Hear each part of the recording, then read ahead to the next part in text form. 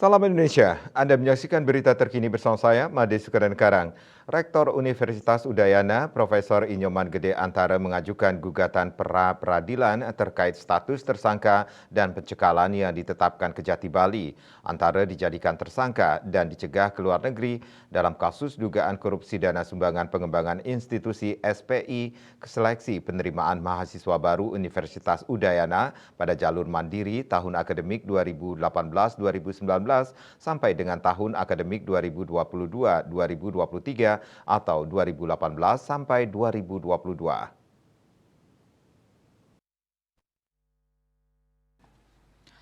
Pra-peradilan sudah diajukan Profesor Antara ke Pengadilan Negeri Denpasar melalui kuasa hukumnya Komang Nila Adnyani. Jubir PN Denpasar Gede Putra Astawa dan Iwayan Saputra Jumat 31 Maret membenarkan adanya pengajuan pra-peradilan dengan termohon Kejati Bali yang telah menetapkannya sebagai tersangka. Pengajuan pra-peradilan sudah teregistrasi yakni perkara pra-peradilan nomor 7 garing PID titik pra garing 2023 garing PN Denpasar atas nama pemohon Profesor Dr. Inyoman Gede Antara MNG dengan termohon Kejaksaan Tinggi Bali.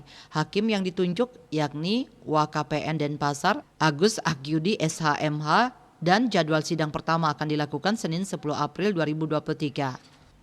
Adapun petitum dalam permohonan pra-peradilan itu adalah mengabulkan permohonan pra-peradilan pemohon untuk seluruhnya, menyatakan batal demi hukum dan tidak sah penetapan tersangka terhadap Profesor Dr. Insinyur Inyoman Gede Antara MNG selaku pemohon yang dikeluarkan oleh termohon berdasarkan surat penetapan tersangka tertanggal 8 Maret 2023 dan memerintahkan termohon untuk menghentikan penyidikan terhadap Profesor Inyoman Gede Antara berdasarkan surat perintah penyidikan Kepala Kejaksaan Tinggi Bali tanggal 24 Oktober 2022.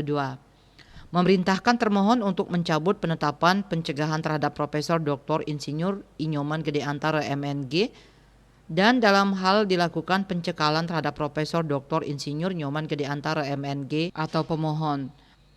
Menyatakan batal dan tidak sah segala penetapan yang telah dikeluarkan oleh termohon terhadap Profesor Dr. Insinyur Inyoman Gede Antara. Apabila Pengadilan Negeri Denpasar berpendapat lain dimohon putusan yang seadil-adilnya. Sebelumnya Kejati Bali menetapkan 4 orang tersangka dalam kasus SPI Unud. Selain Profesor Antara ada nama Imade Yusnantara, Iketut Budiartawan dan Dr. Nyoman Putra Sastra.